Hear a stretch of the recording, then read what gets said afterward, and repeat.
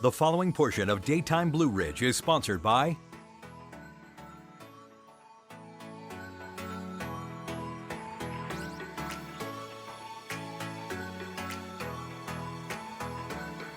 Hello and welcome to this special edition of Daytime Blue Ridge. I'm Bridget Curran. Today we've brought you to Wytheville and you're gonna love it here. It's a town that's truly original because, well, there's only one. It's the only town in the country fortunate enough to bear its name.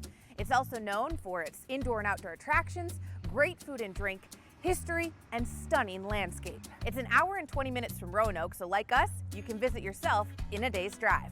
As you road trip your way around, there are several icons you can view from the comfort of your car. For example, this big pencil hovers over Wytheville Office Supply in the downtown area. Made of metal, it's approximately 30 feet long. Along the interstate, you'll see this big water tower painted to resemble a rainbow-striped hot air balloon. And this tiny church, claiming to be one of the smallest churches in America with seating for 8. The Great Lakes to Florida Museum is another must-see. Built in 1926, this gas station offers visitors a chance to return to the days when Route 21 was the main route from Ohio to Florida. Information on all of these icons and more can be found at the Visitor Center, which is where we are now and where we're really going to plan our trip, aka give a tease. We'll learn how a socially distant Broadway-style production at Wolford House Dinner Theater can in fact be possible. We'll take a stroll through the beautiful Beagle Ridge Herb Farm while learning about their lavender distilling and product lines. And we'll be tasting a variety of small batch family crafted wine at the West Wind Farm Vineyard and Winery. But first, we're going to check out the Thomas J. Boyd Museum, named after the father of Wytheville. This museum opened up in 1983 and contains a large amount of artifacts in exhibits like the Civil War, local history, and the polio epidemic. It's just $4 for adults, $2 for children. For a small fee and just an hour of your time, you can learn quite a lot. We tell the overall history of the county.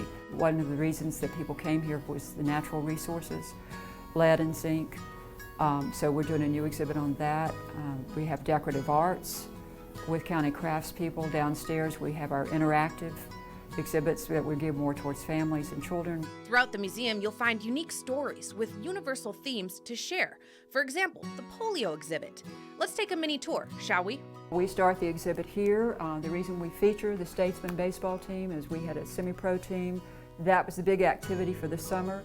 It's very important because the first case diagnosed in Wythe County that summer was the infant son of one of the baseball players. As we walk through the exhibit, you'll see very graphic images of children with polio. They had the largest number of cases. You'll see the infant iron lung. We'll talk more about iron lungs as we go through. This is Mr. Hale's iron lung that he lived in for over 30 years. In 1977, he was put in the Guinness Book of World Records for the longest survivor in an iron lung.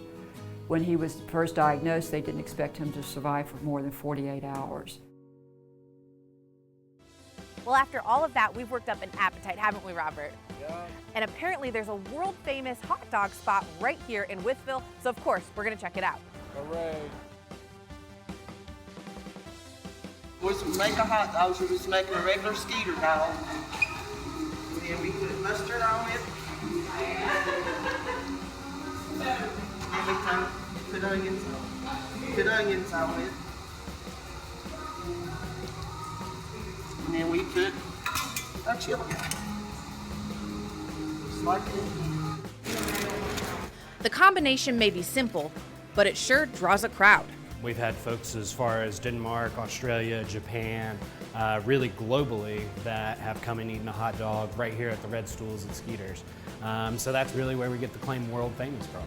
With over 9 million Skeeter dogs sold, it's also one of Virginia's oldest continuously operating restaurants. Skeeters actually has its roots all the way back to 1925. It originally opened as E.N. Umberger Store.